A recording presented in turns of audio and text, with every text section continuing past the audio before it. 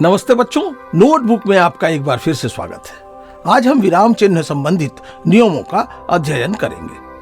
विराम चिन्हों की जानकारी से हम अपनी रचना शक्ति को और अधिक बढ़ा सकते हैं। शुद्ध हिंदी लिखने के लिए इनकी जानकारी होना अत्यंत जरूरी है।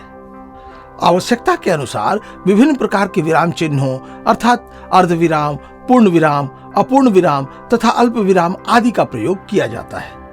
यहाँ हम एक एक कर सभी प्रकार के विराम चिन्हों का अध्ययन उदाहरण के साथ करेंगे। सबसे पहले यह ज्ञात होना आवश्यक है कि विराम चिन्ह हैं क्या, इनकी आवश्यकता क्या है, हिंदी के प्रमुख विराम चिन्ह कितने हैं और उन्हें कैसे दर्शाया जाता है, अर्थात उनके प्रतीक चिन्ह क्या है। तो आइए इन सभी प्रश्नों का उत्तर जानने का प्रयास करते हैं। भाषा के लिखित रूप में स्थान विशेष पर बल देने, रुकने, आरोह अवरोह आदि दिखाने के लिए विभिन्न प्रकार के चिन्ह अथवा प्रतीकों की सहायता ली जाती है। इस प्रकार के प्रतीक चिन्हों को ही हम विराम चिन्ह या अंग्रेजी में पंक्चुएशन कहते हैं। हिंदी में मुख्यतया कुछ विराम चिन्हों का प्रयोग किया जाता है। नाम एवं उनके प्रतीक चिन्ह, पूर्ण विराम, फुल स्टॉप, इसे हम खड़ी पाई भी कहते हैं। उपविराम चिन्ह अर्थात कोलोन, अर्धविराम चिन्ह अर्थात सेमी कोलोन, अल्प विराम अर्थात कॉमा, प्रश्नवाचक चिन्ह अर्थात क्वेश्चन मार्क, विस्मय आदि बोधक चिन्ह अर्थात साइन ऑफ एक्सक्लामेशन, योजक या विभाजक अर्थात डैश, निर्देशक चिन्ह अर्थात हाइफन, उद्धरण चिन्ह अर्थात इन्वर्टेड कॉमा या कोटेशन मार्क, विवरण चिन्ह अर्थात साइन ऑफ फॉलोइंग, कोष्टक चिन्ह अर्थात ब्रैकेट्स, हंस पद या त्रुटि पूरक चिन्ह अर्थात कैरेट, लाघव या संक्षेप सूचक चिन्ह। बच्चों, अब हम सबसे पहले पूर्ण विराम के प्रयोग का नियम जानेंगे। पूर्ण विराम, पूर्ण विराम अर्थात खड़ी पाई का अर्थ पूरी तरह से रुकना अथवा ठहरना होता है। इसका प्रयोग वाक्य के अंत में किया जाता है। किसी भी वाक्य के पूरा हो जाने पर वाक्य के अंत में इसका प्रयोग होता है। उदाहरण, राधा विद्यालय से घर आई। दोहा और चौपाई के प्रथम चरण के अंत में इसका प्रयोग किया जाता है। उदाहरण, बच्चा बोला देखकर मस्जिद आलीशान, अल्लाह तेरे एक का इतना बड़ा मकान। प्रायः अप्रत्यक्ष प्रश्नों के अंत में भी इसका प्रयोग किया जाता है। तुमने यह नहीं कहा कि मुझे घर जाकर क्या करना है। अर्धविराम चिन्ह का प्रयोग वहां किया जाता है जहां वाक्य में पूर्ण विराम की अपेक्षा कम ठहराव हो। अर्धविराम शब्द का अर्थ है आधा ठहराव। इसके प्रयोग के कुछ विशिष्ट उदाहरण देखिए।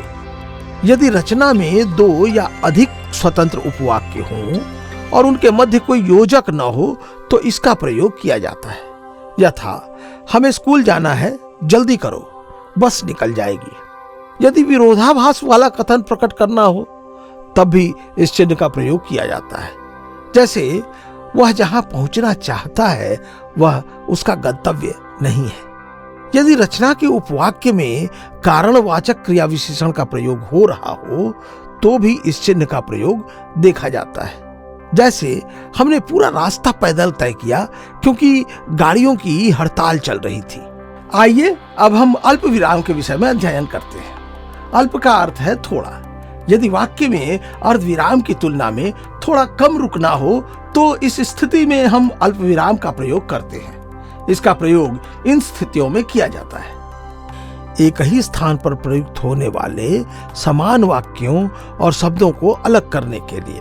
जैसे, राजू, मोहन और सीमा पढ़ रहे हैं। उपवाक्यों को अलग करने के लिए भी इसका प्रयोग किया जाता है। उदाहरण, जो परिश्रम करते हैं उनकी सफलता निश्चित होती है। अब हम प्रश्नवाचक चिन्ह के प्रयोग का अध्ययन करेंगे। आमतौर पर किसी भी प्रश्न के अंत में इसका प्रयोग होता है, किंतु कभी कभी व्यंग्यात्मक भाव अथवा संदेह प्रकट करने के लिए भी इसका प्रयोग किया जाता है। इसके कुछ विशिष्ट उदाहरण इस प्रकार हैं। प्रश्न सूचक वाक्यों में, जैसे, आप क्या कर रहे हैं, व्यंग्यात्मक भाव में, जैसे उसके जैसा सत्यवादी पैदा नहीं हुआ। संदेह अथवा अनिश्चितता के भाव में, जैसे वह झूठा, मुझे विश्वास नहीं होता। अब हम विस्मयादि बोधक चिन्ह का अध्ययन करेंगे। किसी वाक्य में विभिन्न तरह की भावनाओं जैसे घृणा, आश्चर्य और प्रसन्नता को व्यक्त किया जाता है। इसके कुछ विशिष्ट उदाहरण इस प्रकार हैं। विस्मयादि बोधक पदों के अंत में, जैसे अरे तुम यहाँ क्यों खड़े हो, संबोधन के लिए, दोस्तों मैं एक गाना गाने वाला हूं। अब हम योजक या विभाजक के प्रयोग संबंधित नियमों का अध्ययन करेंगे।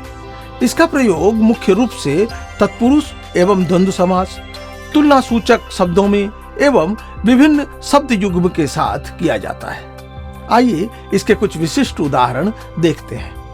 सामासिक पदों में, जैसे पाप पुण्य, सुबह शाम, माता पिता, तुलनात्मक सा सी से पहले, जैसे भगवान राम सा पराक्रम, हिरण सी आंखें। दो संख्याओं के मध्य भी इसका प्रयोग होता है, जैसे 1/4, 2/3। शब्द युग्म में भी इसका प्रयोग होता है, जैसे बार बार, धीरे धीरे। बच्चों, अब हम निर्देशक चिन्ह के प्रयोग का अध्ययन करेंगे। यह चिन्ह योजक चिन्ह की तरह ही दिखता है, लेकिन यह आकार में उससे थोड़ा बड़ा होता है। इसके प्रयोग को हम उदाहरण सहित समझते हैं। किसी वाक्यांश की व्याख्या स्पष्ट करने के लिए, जैसे सच्चे कलाकारों में सच्चाई, अहिंसा और प्रेम का होना अनिवार्य है। लिखना, कहना और बताना आदि क्रियाओं में, जैसे नीलम ने कहा तुम अवश्य एक संगीतकार बनोगे, राजू ने बताया वहां कोई नहीं था। संवादों में भी इसका प्रयोग होता है, जैसे सोनू मैं खेलने जा रहा हूं, माँ घर कब तक आओगे। बच्चों, अब हम उद्धरण चिन्ह के विषय में अध्ययन करेंगे। इसका प्रयोग विभिन्न तरह से किया जाता है। यदि किसी लेखक अथवा व्यक्ति के कथन को उसके मूल रूप में लिखना हो, जैसे नेताजी ने कहा था तुम मुझे खून दो, मैं तुम्हें आजादी दूंगा। किसी व्यक्ति ग्रंथ का नाम अथवा उपनाम को दर्शाने के लिए, जैसे रामचरितमानस की रचना गोस्वामी तुलसीदास ने की है। बच्चों, अब हम विवरण चिन्ह का अध्ययन करेंगे। किसी विषय में यदि कोई सूचना या निर्देश देना हो तो इस चिन्ह का प्रयोग किया जाता है। जैसे प्रत्यय मुख्यतः दो प्रकार के होते हैं, तद्धित प्रत्यय, कृत प्रत्यय। अगला अध्ययन कोष्ठक चिन्ह का करेंगे। इसका प्रयोग प्रायः किसी रचना में कठिन शब्दों का अर्थ लिखने के लिए किया जाता है। उदाहरण स्वरूप आजाद, चंद्रशेखर आजाद ने अकेले ही अंग्रेजों के दांत खट्टे कर दिए। बच्चों, अब समझिए कि हंसपद या त्रुटिपूरक चिन्ह क्या होता है। अक्सर लिखते समय जब कोई अंश छूट जाता है तो वाक्य में अनिवार्य स्थान पर इसका प्रयोग किया जाता है। वहां पर इस चिन्ह को देकर ऊपर छूटा हुआ अंश लिख देते हैं। इसका हम उदाहरण देखेंगे। मुझे पहले पता था तुम झूठ बोल रहे हो। उपरोक्त वाक्य में शब्द पहले के बाद ही की आवश्यकता दिखती है, अतः इसमें ही जोड़ने के लिए अपने पन्ने पर इस चिन्ह का प्रयोग किया जाएगा। इसका प्रयोग कुछ इस तरह से होगा, मुझे पहले ही पता था तुम झूठ बोल रहे हो। अब लाघव अथवा संक्षेप सूचक चिन्ह के उपयोग को समझें। इसका उपयोग किसी बड़े शब्द अथवा शब्दांश को संक्षेप रूप में लिखने के लिए होता है। अब हम अंतिम विराम चिन्ह, उप विराम चिन्ह का अध्ययन करेंगे। इसे अपूर्ण विराम भी कहा जाता है। इसका प्रयोग संवाद लेखन, निर्देश देने या शीर्षक आदि में किया जाता है। MA master of arts, doctor, क्री प्री प कृपया पृष्ठ पलटिए। जैसे शीर्षक भारत सोने की चिड़िया, संवाद पलाश, आकाश क्या तुम कल विद्यालय जाओगे। आकाश हाँ, यदि यातायात की समस्या समाप्त हो गई। तो बच्चों, हमें उम्मीद है कि आपने विराम चिन्ह के प्रयोग को ठीक से समझा होगा। पाठ से संबंधित और भी उदाहरण हमारे ऐप में अलग से मौजूद हैं। आशा है आप उसका सदुपयोग करेंगे।